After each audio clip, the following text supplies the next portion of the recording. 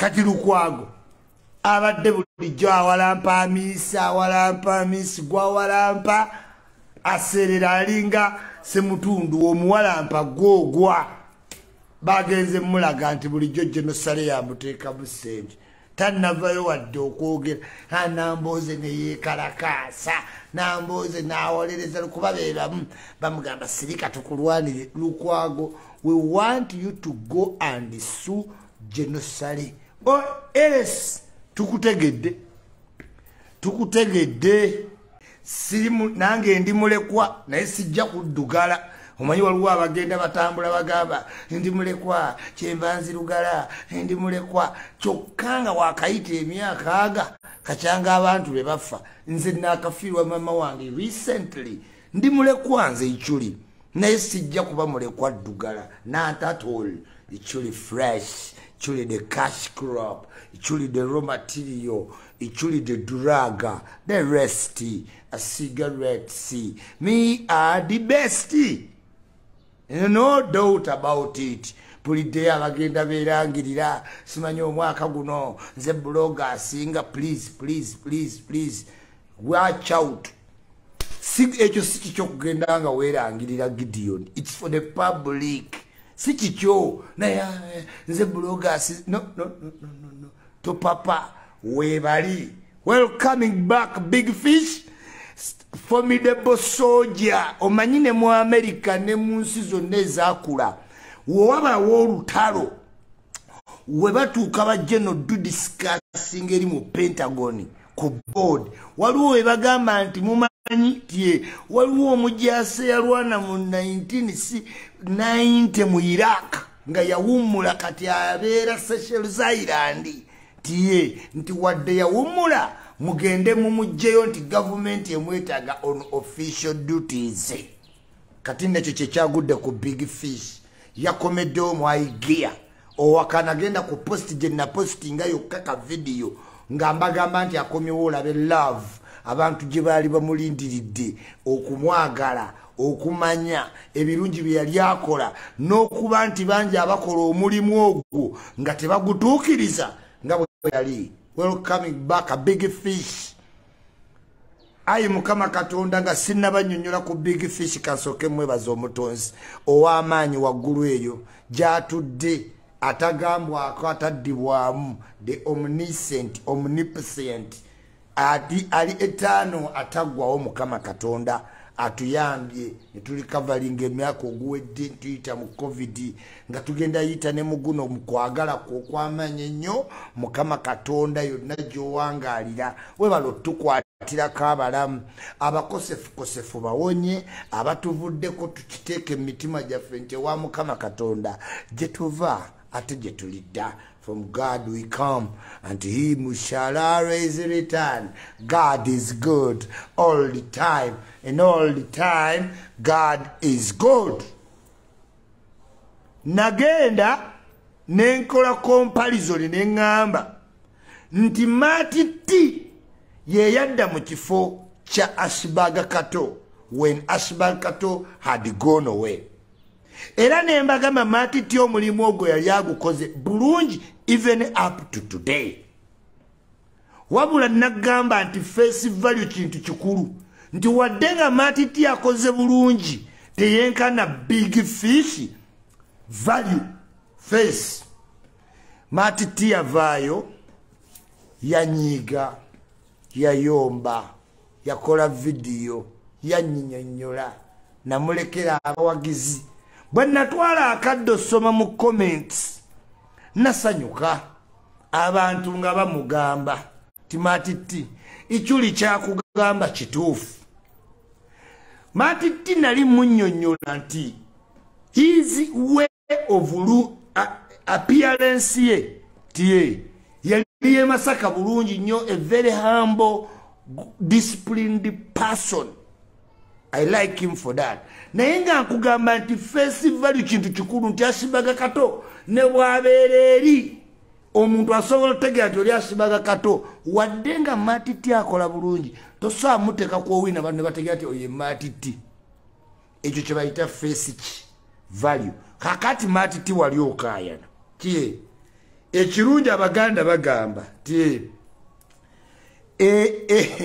erimu omwana tekayanirwa tubadde tukyakayana ku kya face value ashibaga katona dda nkuwaddemu emyezi egi otegere big fish yani otegere big fish yani yes ate kino bino sibigamba mbubi nkugamba ekintu kyange okitegeere omulimu ogukolera bulungi nnyo matiti peje emanyikiddwa nnyo singa omuntu yes and that's true kati ashibaga kato yakomyewo ensasage yoli omulwanyi gwembadde nkugamba nti we mukole olutalo ne munoonya nga formidable soldier baweddewo mudrowinga back ne mugamba mujasi gwe twali tuyina eyagenda mu retirement government yekutumya wadde ng'oli mu retirement so long as oli good mu kyokola nga tewali muntu yenna tewali muntu asobola fact check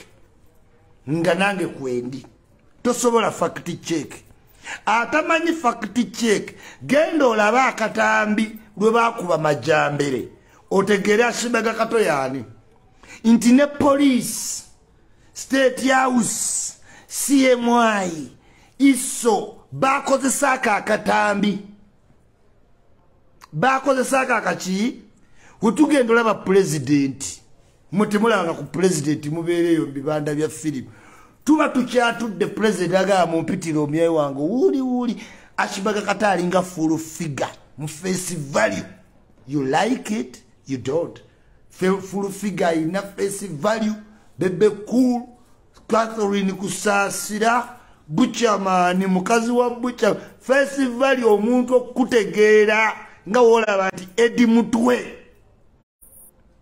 teyasoma sibe tewali kyanjawulo siki humbleness ya edi mutwe loyalty ekirevu kye n'omutwe gwe has made it a brand edi mutwe changu nnyo to identify edi mutwe than Nubia nili today in Uganda abantu bamanyi edi mutwe nnyo yes ne Nubia nili bamanyi naye Nubia nili abadde muyimbi ekyo inosoko okitegeere edi mutwe nga tali anybody yakoma tukuba wali puluteba abadde mu timu ya Samona mumanyi bulungi joka nga amukuba nga yewokubiri naye kati nkugamba face value kintu kiki kikulu edi mutwe asinga ne bamemba ba NUP aba parliament okumanyika mu ggwanga lino Uganda Bobu Yanga yaveyo mitoma nga atunda ice cream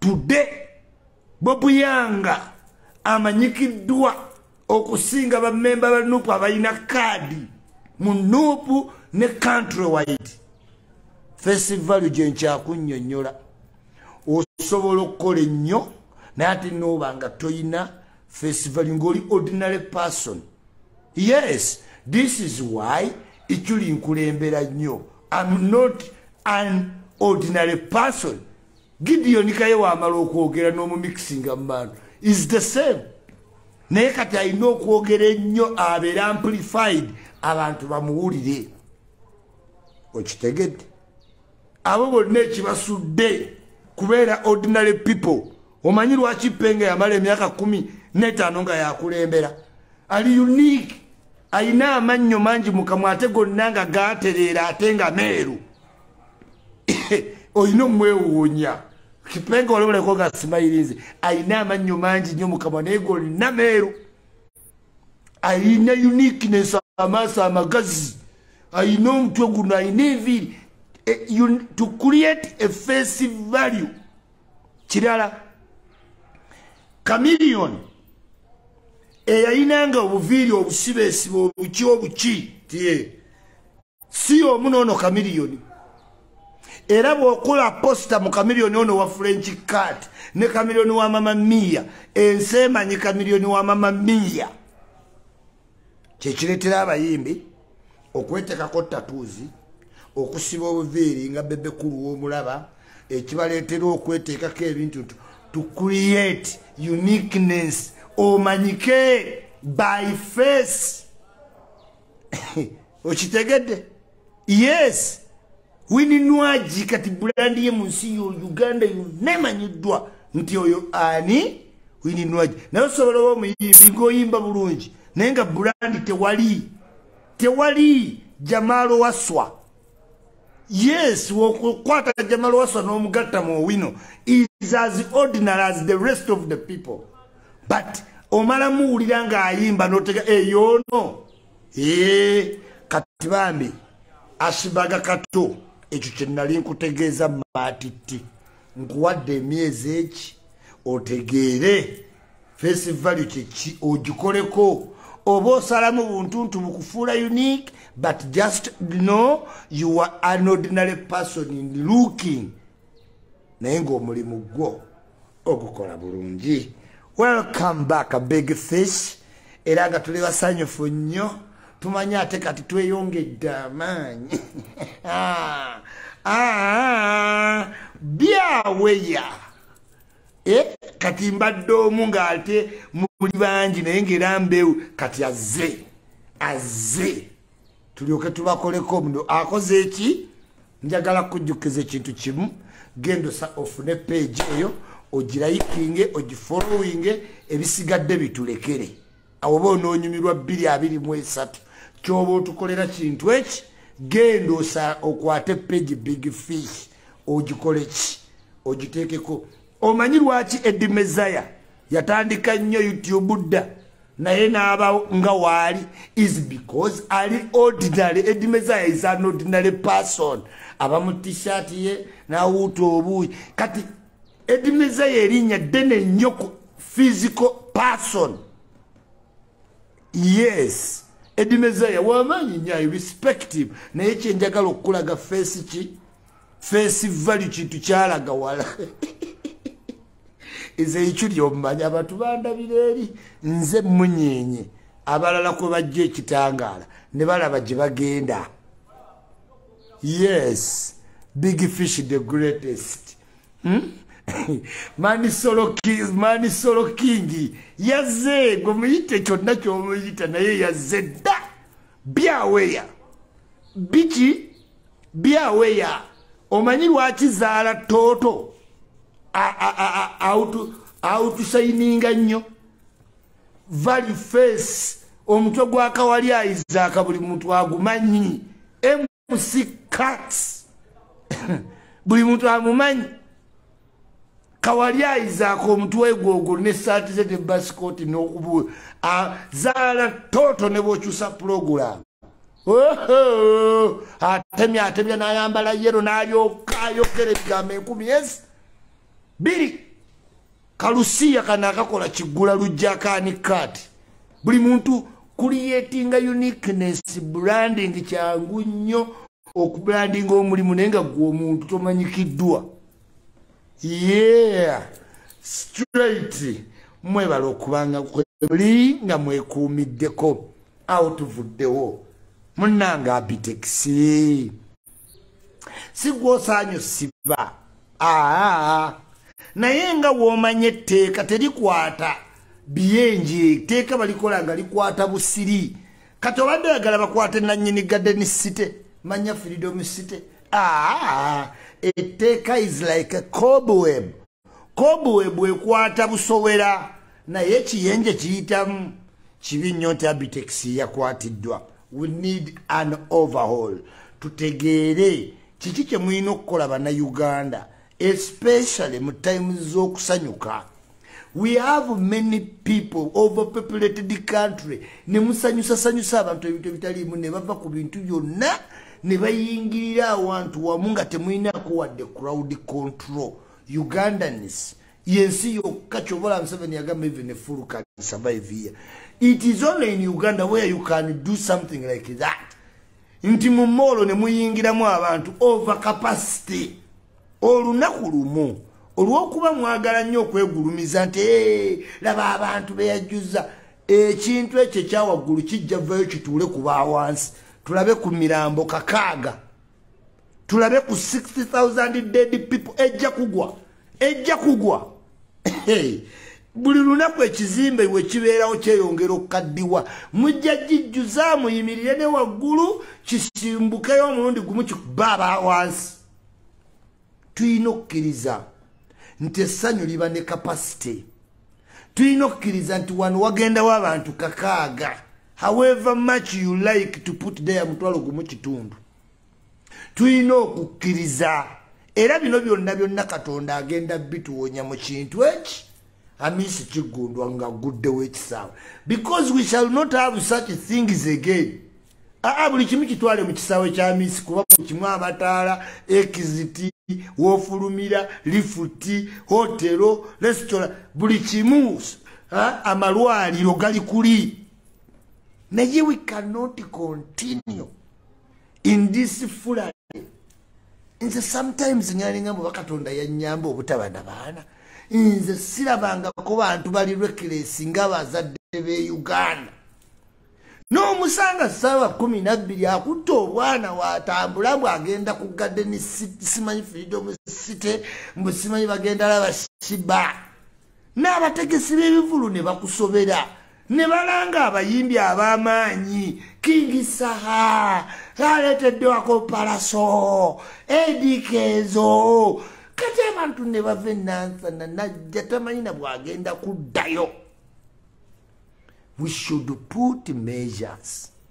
Freedom City tujirekere bajoyiranda Pink Aroma every upcoming good artist Ruth Ngendo Kataleyandi Kando ochuulira be tumanye wano wayimbirawo naye n'olanga Shiba Palaso Saha Kenzo Spice Diana Lydia Jazz mukifeeki buli omu alina abawagizi buli omu n'ateeka ku Facebook ya Lydia Jasmine ambayita Palaso n'ateekawo mbayita kaba mbayita abantu ne balyoka you know abantu mulina okutegeera omuntu waafuuka famous ebanga cult eyo gitwale nga woolaba abantu ba Nuupu ye tamanyina kumanya oba waliwo ekikyamu cult yamuyingira kitwale nga aba NRM omusanga ayina ki-t-shirt kya Museveni kyavundavunda dda naye nga tomujja ku Museveni omubuuza kyajja ku Museveni nga talina kyayina naye nga cult yakola ki yamuyingira. Gitwale wano ku Ssaabasajja bavudde yonna ne baleka buli kimu ne bajjuza olubiri nti balabe Ssaabasajja nga ggulawo omwaka kyokka ekyo kyekyabatutte agende ne bamubba essimu ne bwayagala laba Ssaabasajja waggula mwaka n'ekisumuluzo tekirina nawe kiyingira Ssaabasajja akwata bukwasa ati n'akola ne balyoka babeeraawo ezo cults ziyingira mu bantu n'abayimbi bwe bali Michael Jackson mwabalaba nga Alakeri kati wo Palaso n'abayita bambi ne basituka ne bava empigi kyokka bajja ku Freedom City ate bamale ate Palaso alange nti ate ndi mpigi bajja simanya zera bashiba ate abayakamulaba ate Shiba n'alanga nti ate agenda ku Georgina ewaabwe era naddamu. These are cults. Kale abantu bade tubasaba abayimbi mubateeke mu bifo mwe bajja to avoiding unnecessary death. Simanya omugenda laba fireworks no sense ali mu bantu. Sometimes I feel bad naye nkireka simanyi kati abantu bali munda MC asaana okwata simanyi mufulume mulabe fireworks likali mukalaba fireworks alaba atategedde ng'endongo ekutta asigale. What is it? Mugendo labe fireworks simanyi kati yamulabe bamulabe babadde ki? Oh my God. At times nina nenya n'abanenya Museveni asaana asigale katereze eggwanga tetwetaaga kupapa tukyalina ebintu bingi nnyo ebitutawaanya. Simanyi mugende mulabe fireworks simanyi tugenda laba fireworks omuntu noyagala omuga fireworks bamukuba mu bbanga n'abwatuka weetaaga okugenda omulaba beera wano ojja tunula waggulu ojja laba ebibwatuka ayalowooza olina okugenda ku Sheraton simanyi obeere we bamukubira nokaa kati banna you can see fireworks from your place ayagala addukeko simanyi agenze ku Freedom City oluguudo luliko emmotoka zidduka babaza bubaza okusala abakyabaza wallahi abaza boda aliyani abaza mmotoka boda kale it is always God's grace nti tusobola okgenda ate ne mudda mirembe naye abazadde mubaleka emitima gibaluma omutamaama tamugaane ayagala omwana wanyumirwe yeera asigadde yeeraliikiridde ebigenda mu kiro toyinza bimanya ate bw'oba youth gw'olabira ddala ng'ekiro teri buzibu ekiro wali obuzibu ki ku booda amagivuge ne bazimenya aba akyagibo sino tulaaka wawe ladies and gentlemen tuyina problem nene nnyo oba is it out of stress abantu batuka ne beekyawa n'oyingira mu kifo ekisanyukirwamu n'olaba omukazi ng'akutta abaana babiri abato eno waafuwa omukka mu bbanga ono amuleze emizindaalo givuga n'otunula n'ogaana naye bannange temusobola kumanya n'ogamba omuntu ti mukwano wadde oyagala nnyo kutya toyinza kujja n'abaana mutira abwe omwana onya ssente ate ne balanga nga babayita mujje n'abaana mujje n'abaana byonna weebiri otuuka mu kifo nga tewali kintu ky'abaana kiriwo ogenda okulaba nga bata ebifaananyi ng'omwana ali ku bbiya deya Ugandan parents boosanga nga andula amanyi okunywamu naawe omwana bbiya this how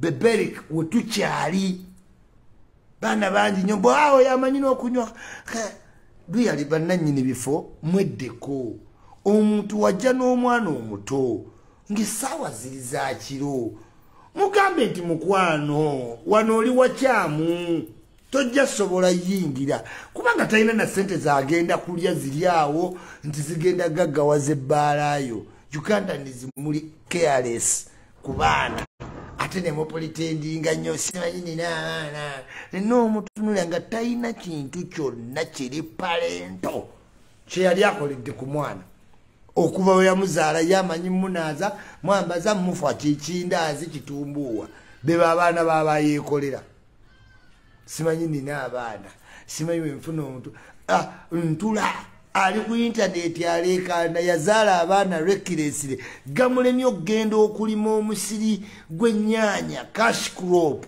icyuli alyoka atundeko aliiseeko n'abaana oza kimu ndi mulekwa siina ngoye nange ndi mulekwa nze mama wange yakafa recently owayeekolera yafa dda tabijjukira n'ebyaliwo naye ate yeyeetwala nti mulekwa nze mulekwa ayeekolera woba wali muto nga abazadde bakufaako toyinza bannyo na peyini kubanga oba tewabalaba naye nze ayina peyini mpangadde ne bazadde bange kati omu yanfuddeko nze mulekwa naye sijja yita bwereere nze icyuli sijja gaana awonya bulungi no ebyo tebinkwatako ate newemba nga abazadde bange annuma nerekeramu nti Katonda ye yamutonda kyovulaba kugamba God is good all the time and all the time God is good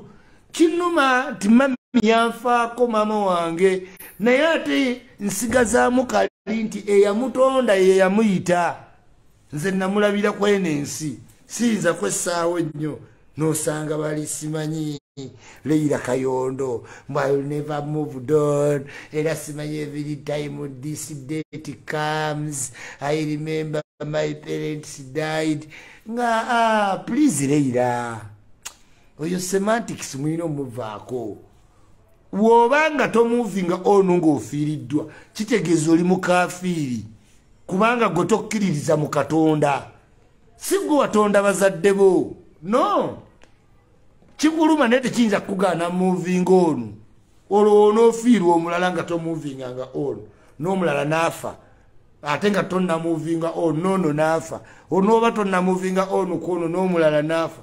Please mubeere banaddiini despite okubanga oli maama wo taata wo sister wo kazini wo anti wo brother wo ate kikomaawo amaanyi agasigadde ga Mukama eyamuleeta ku duniya bw'aba mukujje ku kyannaku naye atekkiriza nti yamutonda yamututte sikuddawo n'olimba abantu era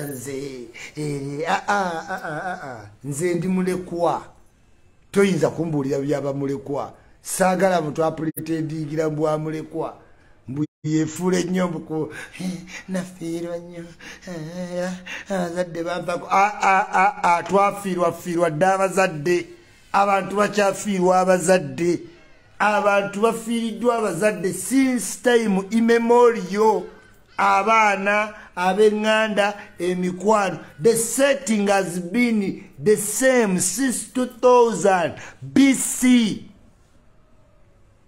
Obo bu reverse psychology bulekeraawo simanyi ekiŋŋanya okwambala nina abaana twalizamu omuli obusiru ewayi olwo abalina abaana 5 bannyende basempale lugazi ewo bonna bunafu bwo okwewozaawozaako mu bantu nga woolina abaana kyekigganya okwambala obulungi mukwano tulina abantu bangi abalina abaana abambala obulungi. You cannot give us such an excuse. Sambala bulungi kubanga nnafiirwa abazadde. Please. No sense bogus talk oyo simwagalira ddala. Naye nga mbajjukiza nti nga 13 wabula ennaku mbale ticket cricket oval ewa Spice Diana same time nga 28 waliyo king of the mic MC Cats former Diddy's World genda yo abayimbi mugende muyimbireko Cats omwana oyo abonyebonye n'omuyimbi we Uganda omuntu yekka bebekulu ne Kamiloni bamanyi Cats bwabonyebonye n'abayimbi be Uganda mbadde mbasaba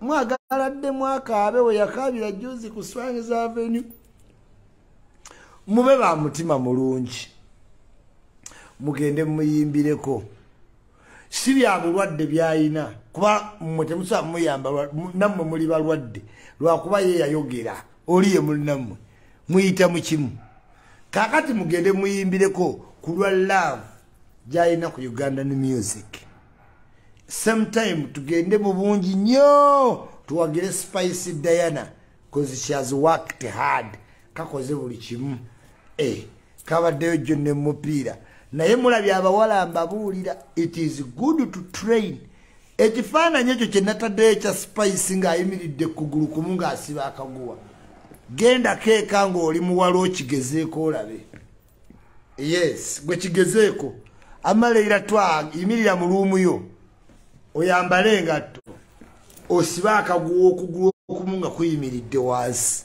otegeere bw'ona okimala ojja kumbuulira naye gwe kigezeeko ng'oli muwala so Spice Diana ali ready ekyo kitegeeza omuntu oba training oba ofunye stability mu magulu n'abasajja kigezeeko yimirira kugulu kumu oyambale engatto gisiba akaguwa nga okugulu okulala kuli mu bbanga bw'okikola ng'omanya nno toli bubi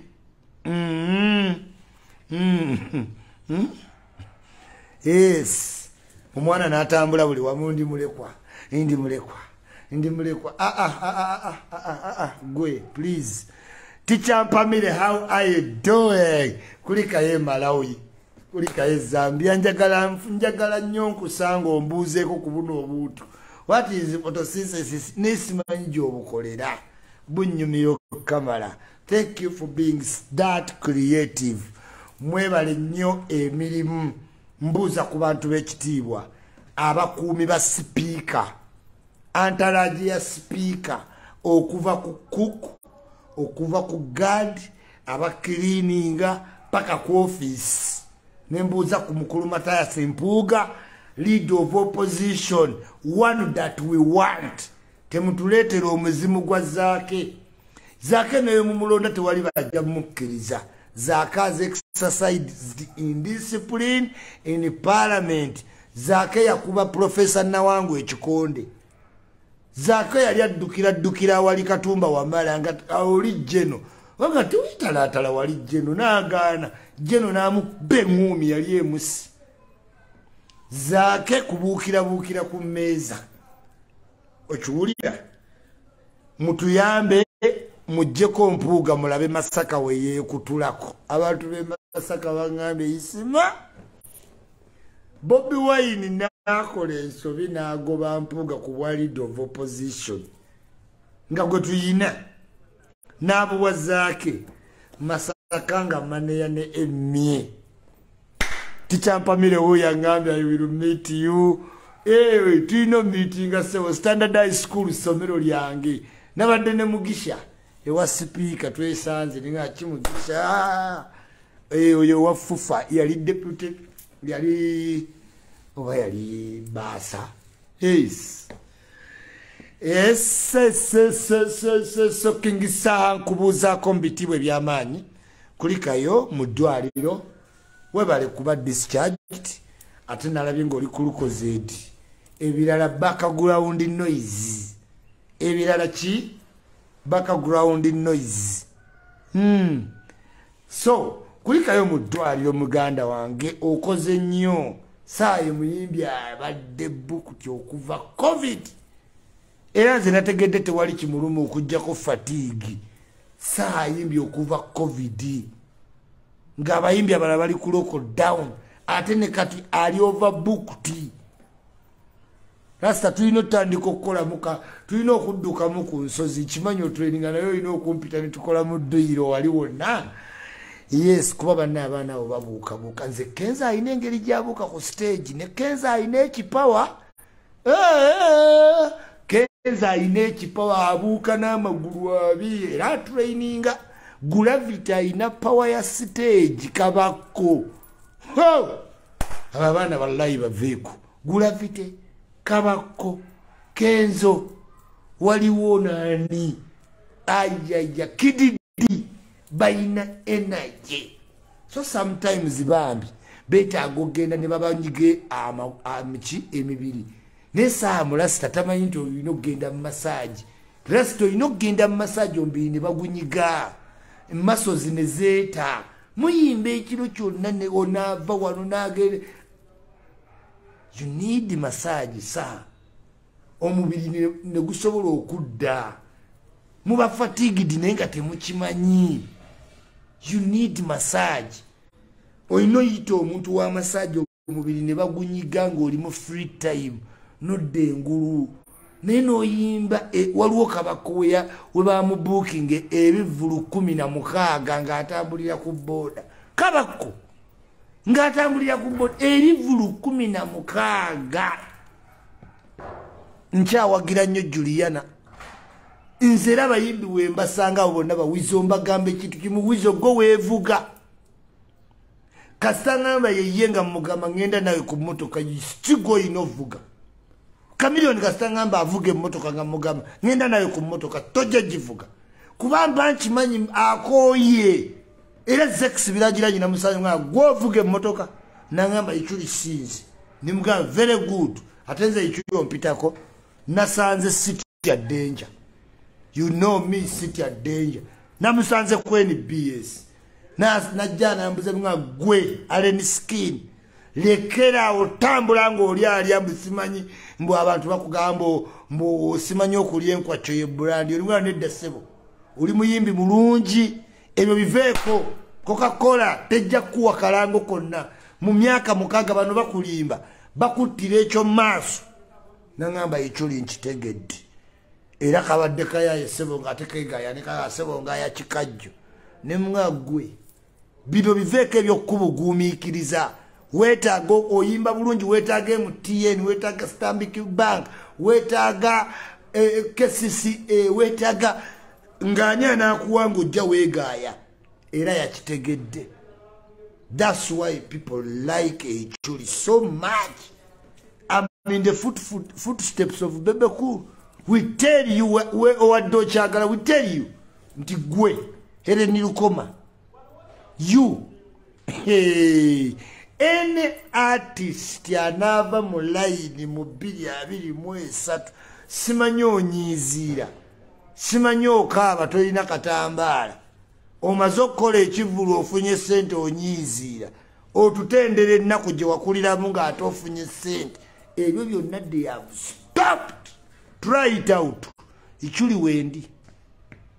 Gezolete stories z'ekisiru musimanyi nali banako ngatoya japati mama yande ebyo byonna I am here to clean the closet.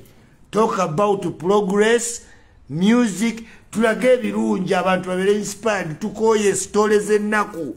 Buli wolijja ku TV kimanyi era ne batulekawo nabona wewe